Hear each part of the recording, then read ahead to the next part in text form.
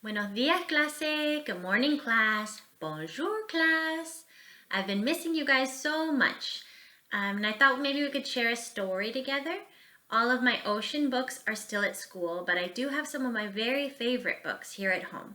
So I thought maybe I'd share one with you today. This one is called Giraffes Can't Dance, and it's written by Giles Andre and Guy Parker Reese.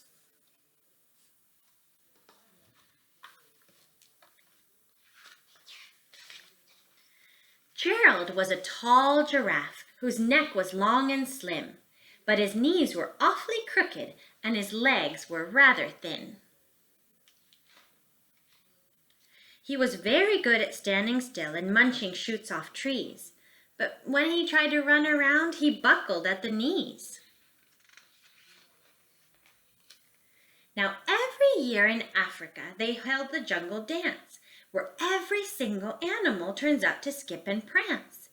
And this year, when the day arrived, poor Gerald felt so sad, because when it came to dancing, he was really very bad. The warthog started waltzing, and the rhinos rock and rolled. The lions danced a tango that was elegant and bold.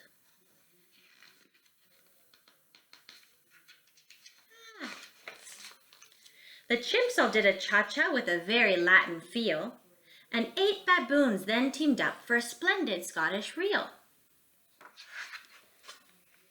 Gerald swallowed bravely as he walked toward the floor, but the lions saw him coming and they soon began to roar. "Hey, look at clumsy Gerald," the animals all sneered. "Giraffes can't dance, you silly fool. Oh, Gerald, you're so weird." They are so not nice. Gerald simply froze up. He was rooted to the spot. "They're right," he thought. "I'm useless. Oh, I feel like such a clot." So he crept off from the dance floor and he started walking home. He'd never felt so sad before, so sad and so alone. Then he found a little clearing and he looked up at the sky. "The moon can be so beautiful," he whispered with a sigh. "Excuse me," coughed a cricket who'd seen Gerald earlier on, "but sometimes when you're different, you just need a different song." "Listen to the swaying grass and listen to the trees. To me, the sweetest music is those branches in the breeze."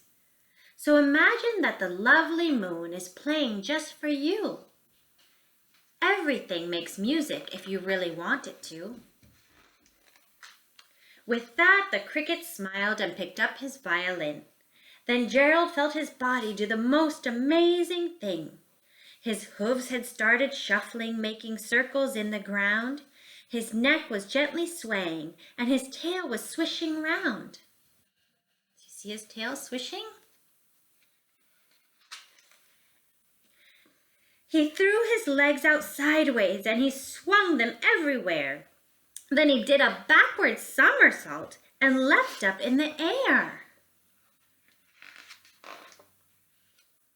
Gerald felt so wonderful. His mouth was open wide. "I'm dancing, yes, I'm dancing. I'm dancing," Gerald cried. Then one by one each animal who'd been there at the dance arrived while Gerald boogied on and watched, quite entranced. They shouted, "It's a miracle! We must be in a dream!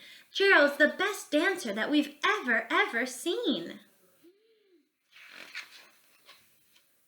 "How did you learn to dance like that? Please, Gerald, tell us how." But Gerald simply twirled around and finished with a bow.